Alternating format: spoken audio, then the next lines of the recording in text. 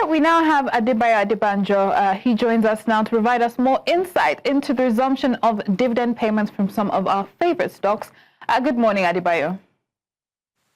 Hi, Joanna. How do you do?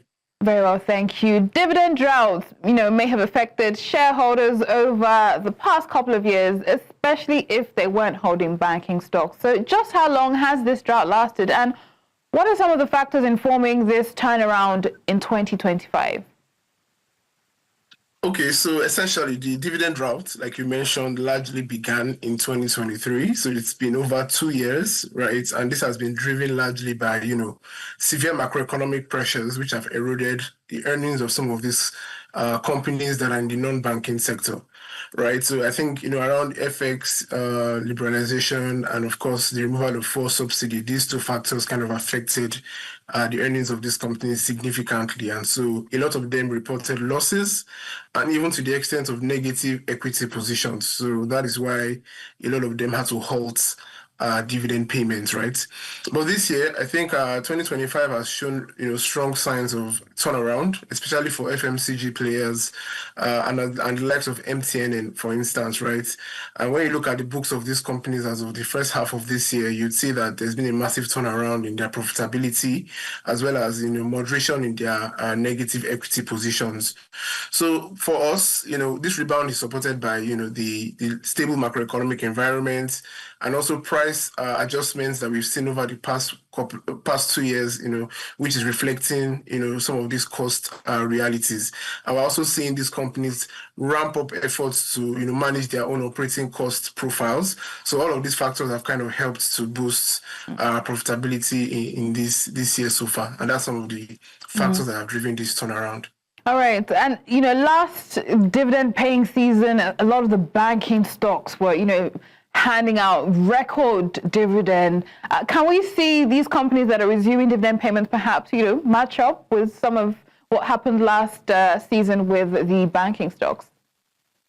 Well, it will be too soon to say, and reason being that if you look at what has happened over the past 2 years, you see that banking stocks are some of the net beneficiaries of some of the macroeconomic changes that we saw over the past year.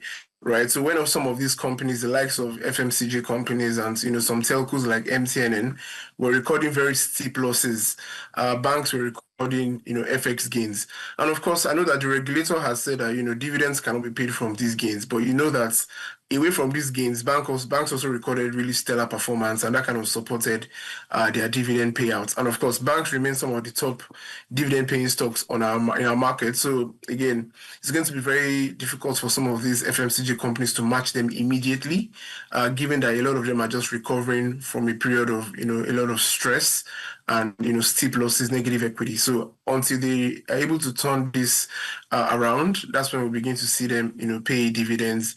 And as they stabilize over the next maybe 2-3 years, we should see them return back to levels that they were before, or even surpassing these levels. Mm-hmm. So they're still in recovery mode, and it's best they don't overdo it when it comes to dividend payments. But then there are analysts who believe that some of these companies were actually profitable, but still denied shareholders dividend. They were taking advantage of the prevalent narrative, right, and circumstances, and basically dashed shareholders' expectations. So what do you make of such claims? And what does the law say about dividend payments? Okay, interestingly, under the KAMA of 2020, as the Companies and Allied Matters Act, the decision to declare dividends rests largely with the board of directors, which will now ultimately be ratified by shareholders.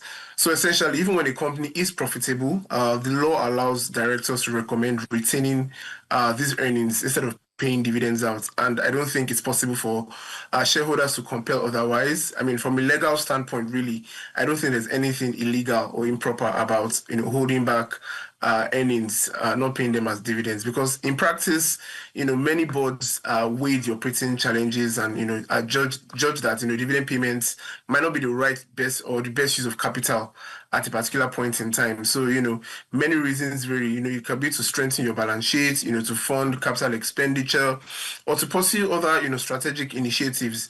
Of course, we know that withholding dividends can weigh on investor sentiment, which is what you're pretty much talking about, and that can put pressure on the share prices. But we think that, as most companies, and I think the investment climate at large and the macroeconomic environment gets into a state of relative stability, I think that, we might see a lot of companies begin to pay dividends again, even the ones that were profitable. We expect that they should be even more profitable as the macroeconomic environment stabilizes, and we should get back to a period of returning, value back to shareholders. All right, and I'm assuming the banks, especially with some of CBN's policies now, they may not be able to dole out dividends as before. But what do you think all these shifts, indicate or signal to investors? How should we move in light of some of these developments? Well, for banks, I think that shareholders should still expect very healthy dividend from banks. If you look at what has happened over the past year with the banking sector, you see that the recapitalization exercise has been to, strengthen the sector, to give banks more capacity to expand, to take on more risk profitably, of course. And of course, at the same time, when you look at the CBN's directive in recent time for banks to, exit their forbearance positions and comply strictly with capital adequacy and provisioning rules, we think that this might bring a bit of short-term pressure on earnings as some of these banks, ramp up their provisioning for their impairments, right? But we think that this also sets the stage for potential, loan write-backs down the line, given Nigerian banks' track record of, recording recoveries in these loans. So in 2025, earnings might be slightly pressured as banks take up all of that provisioning for their forbearance loans. But we should see a sharp reversal, a sharp improvement from 2026 onwards, because those provisionings will no longer be there.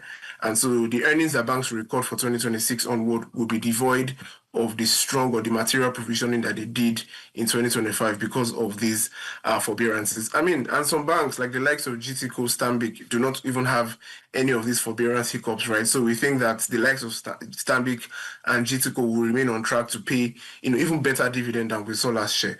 Other names like Zenith, UBA, some of these banks have forbearance, loans. And so we think that they will still pay dividends this year. Of course, it's without doubt.